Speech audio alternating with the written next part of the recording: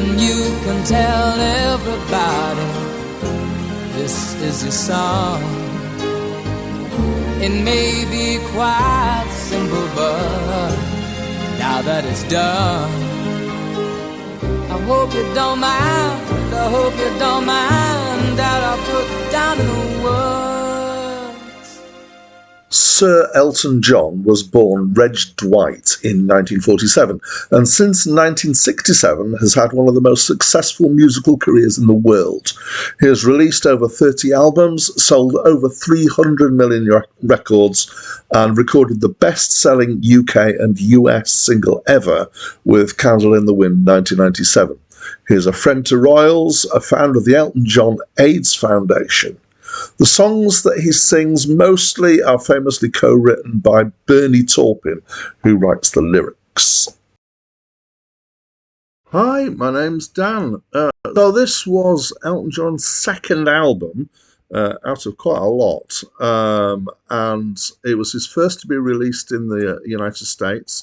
It was originally intended to be a collection of demos by himself and Bernie Taupin to sell the songs, but it developed into an album in its own right and was in some ways Elton John's breakthrough album. It launched his career as a singer-songwriter in his own right. So I would describe this as being classic singer-songwriter stuff. There's a variety of different feels to it. Again, this is fairly normal for 70s singer-songwriter. From gentle, almost folk to rock. There's obviously a piano bass there, which is, Elton's central role with this piano. But lots of different instruments being used, including orchestra at quite a few points. So some critics have said that they have found it overproduced and reacted particularly to the amount of orchestra that was on it. I didn't feel I had a problem with it. I feel like it fits with the grand vision of the tracks and enhances. I can kind of get where they're coming from, but I think it's generally okay. And in fact, I didn't really think about it until I read that. And then having read that, I kind of forgot about it again when I was partway through the album. I just enjoyed the album.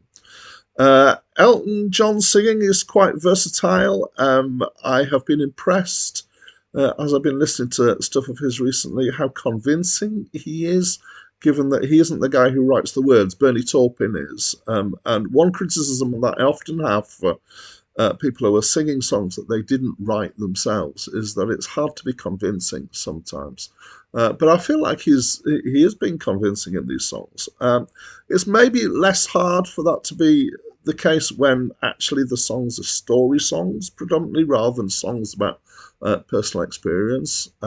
Again, this was a classic thing for the 70s songwriters to do, is to write these story songs. And I like it. I've always loved a good story song. So, yeah, I rate it in that sense. So I'm going to pick out just a few songs to talk about. The first song on the album is Your Song, which is an absolute classic. And it's, if you don't know it, it's got this kind of rambling attitude to it, as if he's thinking out loud, but it all kind of fits together and works, and it's just really expansive. There's another song, Border Song, which I definitely recognised. I don't know if it's from Elton John's version, or apparently Aretha Franklin did a version, so I might have heard it from her.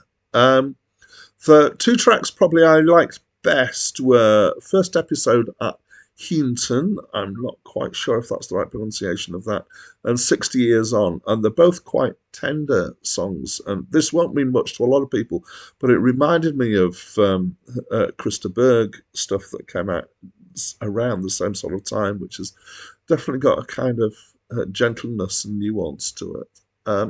So overall, I thought, yeah, this is a great album. There's some superb songcraft in here. And it's balanced, and it's got a kind of feel that it's a classic. That it really means what it's trying to set out to do, and has achieved it. So I liked it a lot. What do you think? Excuse me. What do you think? Please talk to me through the comments box.